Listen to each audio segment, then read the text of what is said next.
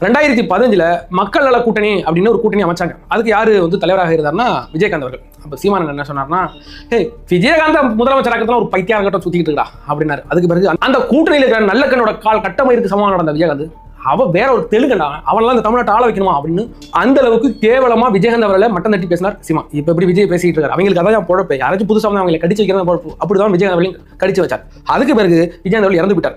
அந்த இறப்புக்கு வந்த உடனே, அதாவது விஜயகாந்துக்கு பாத்தீங்கன்னா எந்த பாட்டு போட்டாலும் செட் ஆகுதுங்க. மனுஷன் உண்மையிலே அந்த பாட்டுக்கு செட் ஆகிட்டார். ஏங்கிட்ட அவர் மனசோட வெள்ள மனசு அப்படின்னாரு.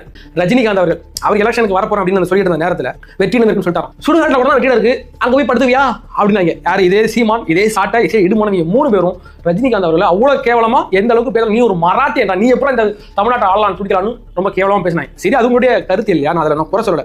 தமிழ்நாட்டை வேற யாரும் ஆளக்கூடாது, தமிழ்நாடு ஆளணும் அப்படிங்கிறது உங்களுடைய கொள்கை, அது ஓகே. ஆனா விஜய் அவர்கள் அரசியல் வந்தாப்ல அதுக்கு பிறகு அதே கட்டுப்பாட்டில் இருக்கணுமா இல்லையா? அதே கோட்பாட்டில் இருக்கணுமா இல்லையா? அதே ரஜினிக்கு சொன்ன வார்த்தைகள் என்னைக்கு மாறாதுல. என்ன பண்ண போனா விஜய் வந்த உடனே என்ன பண்ணணும்னு தெரியல.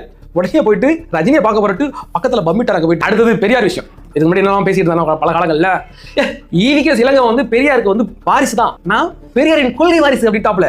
அதுக்கு பிறகு இப்ப என்ன சொல்றாப்லன்னா, இது பெரியார் மனு இல்ல, பெரியாரே மனுதான்.